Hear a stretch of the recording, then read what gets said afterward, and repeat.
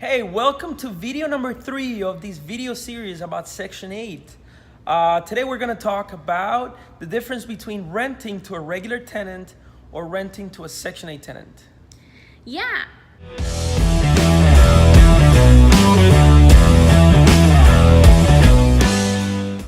Dale. It's super exciting to talk about this because this is where we are, this is when we start talking about that freedom and about having rental income. And a lot of times we get this question, what is better, to have a regular tenant or to have a Section 8 tenant? Camilo and I can only talk from our experience. And to be honest, we actually have both types of tenants. Primarily, we work with Section 8 tenants. We like the market of lower income areas and we like to work with Section 8 tenants. But of course, there's some pros and some cons to each of the tenants or each of, these kinds of people that are going to be occupying your properties. What are some of them? The first one is payment. This is the financial freedom step number 1. We shared in our previous video our story about our first rental income, how we were out of town, we were enjoying a New Year's Eve party with our family in our country in Colombia, and we enjoyed a direct deposit. It doesn't mean that it can't happen with your regular tenants. They can also set up a direct deposit. But it was just fun to enjoy that very first payment through a Section 8 program. Understand something, Section 8 tenants or Section 8 program is a government program that provides rent to low-income families. But the contract is between you and the tenant. We accept Section 8 as a third party, but the tenant is still responsible for anything that goes on with these. And when you're dealing with Section 8 tenants, they're usually lower income families. We talk more in detail about these type of families. But my point is that when you're receiving Section 8 payments, you kind of think about it as automatic payments directly to your account every single month.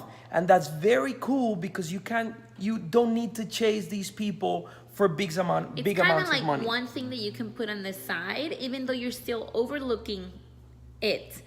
But it's kind of one less thing you have to think about every month. You don't have to be chasing them around or managing your property manager to be chasing them around because this is taken care of. Exactly. And the most important part here is, remember how in the previous video we talked about Section 8 paying 60, 70, 80%, sometimes even 90 or 100% of the tenant's income?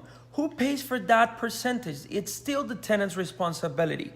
There's still low-income families that for them to afford $200, $300, $400, it is a lot of money. But the problem is that if it's in their contract that if they don't pay for their portion, you are entitled to do an eviction for them. And if you do, they're automatically disqualified to get out of their program.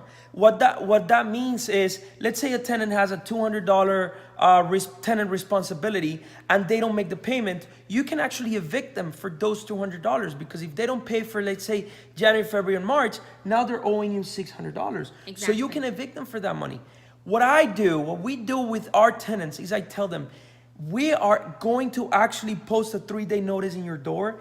And if you don't pay this payment, we are going to evict you. And you understand what ramification you're going to have or what is it going to affect your voucher and your family if you lose this voucher.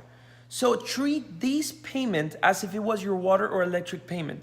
Because if you don't make it, we're going to move forward with an eviction and you're going to be out of your voucher. So in other words, we give it to them that is such a big importance for them to make those $200 or $300 payments that we never miss those payments.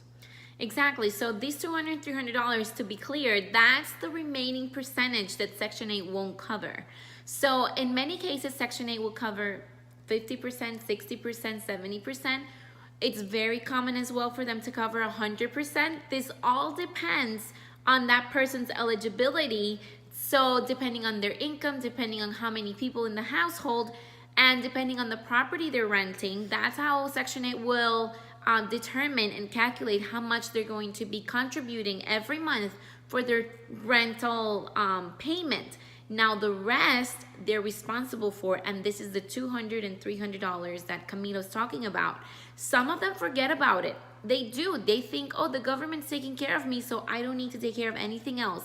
Guess what? That's not true. They still need to be responsible for that remaining payment. And you as the landlord have to be on top of it. And you are the one that are responsible for them making the payment as well. Exactly. Another big difference about this is property maintenance. This is big. This is very important. You have to decide if you want to maintain the properties for them. And what I mean by maintaining is the AC needs to be, the AC filter needs to be replaced every 30 days. Landscaping, they need to take care of the lawn and the grass every single month. If they have a pool, which I highly recommend, do not have pools with properties that you're going to rent. But property maintenance is a big thing for you as a landlord to decide. If you want to leave a Section 8 tenant to maintain your property, you're going to have to be chasing them every month. Instead, do you rather want to go through this hustle and chase them every month to make sure that they cut the grass and they maintain the property? Or would you rather just pay $60 to somebody to take care of it and just not have to deal with it? But if you decide that they do it, it needs to be in the contract, because if they don't maintain the property and there's a code violation or there's a lien in the property or there's an issue like that, you can actually evict them for that. And by evicting them is the last thing that these tenants want, because again, they will lose their vouchers. So that becomes a tenant responsibility as well, but it has to be in writing in the contract, and Section 8 needs to be aware of it. So this video is about the difference between having a regular tenant and a Section 8 tenant. What is the difference between these Section 8 tenants have to do with maintenance or not maintenance? It's pretty much the same thing, because a regular tenant will also have to either maintain the property or not. And this can happen either or. Yeah, It's so something that you just have to make sure you talk to them about, whether they're Section 8 or not, who's taking care of maintenance, and it has to be written on that contract. Exactly. So we talked about payments, we talked about property maintenance, Inspections. yes. Section 8 is a big one, because if you're renting to a regular tenant, you don't have these yearly kind of annoying inspections. I recommend you do a quick inspection, and you walk into your own rental properties every 6 months or every 9 months to your properties, just to be aware of what's going on inside your homes. But at least you don't have this third party doing these inspections for you, because if you have a regular tenant and they have damage, they're going to report it to you. But you just fix it, take care of it, and next month you start collecting rent again. But if you have a Section 8 program inspecting the property for you, now you have to comply with their standards. Yep. And it doesn't mean that when you passed inspection 6 months ago, the property is still in compliance. So you may need to spend more money, be aware of inspections, be at the property when inspectors come in, and make sure your address is correct. So in case there's any faults, you can get the notifications on time. Exactly. And we have an amazing experience about this. That happened not too long ago. It turns out that we didn't update the address that they had in Section 8 for one of our properties. And what happened was they went over, they did the inspection, and little did we know we did not pass this inspection. I believe this was the city who did who gave us a violation. And you can see another video where Camilo goes over in exact detail the humongous violation and lien that we accumulated, and how he was able to lower it to such a low number. Yeah, basically, long story short, there was a fine for trash and lawn because my tenant wasn't taking care of it. Unfortunately, the tenant hated me at the moment. I'm so sorry, but landlords, you don't call your landlord to say, hey, I'm so happy in your house. You usually call your landlord to say, there's problems in the house. This lady wasn't paying rent, so obviously I was evicting her.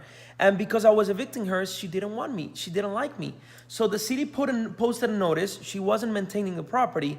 If you're not paying rent, obviously you're not maintaining the property. My bad, my mistake. I didn't pay attention and I didn't inspect the property. So the violation started. I fixed up the violation a few months later when the tenant moved out, but I didn't call the city to call for inspection. My mistake. And the city gave me a violation that run $100 a day for like 3 or 4 years. because I didn't call inspection 3 years ago. The lien went for $423,000. Again, go back to the video because I go in detail. I show paperwork. I show exactly what happened. Everything, the notice that we missed. Yeah, long story short, the violation, I ended up negotiating it for $3,000, showing up to court. I fixed it up. The lesson of the moral of the story is, if I would have updated my address, and if I would have taken care of my property and making sure that I do a constant inspection, I wouldn't have to go through that nightmare. Exactly. That's exactly it. So, the last nugget we're going to throw out here is that ties up very well is that you have, through Section 8, the difference between a regular tenant and Section 8. Through Section 8, you do have that third party involved, and that we spoke about before. So what that means is that all the communication that you have with your tenant, that you would have with a regular tenant, you also have to transmit it to that third party so they know exactly what's going on.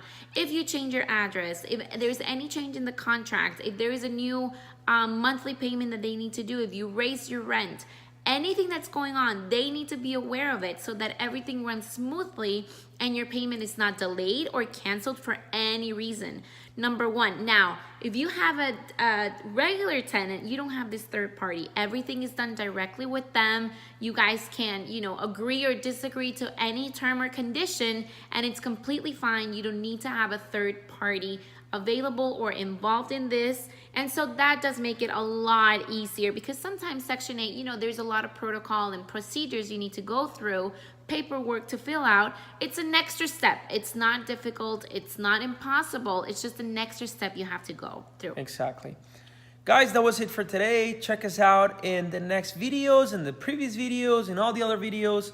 And like it, share it, comment, let us know how we're doing. And that's it. And that's it. We'll see you in the next one.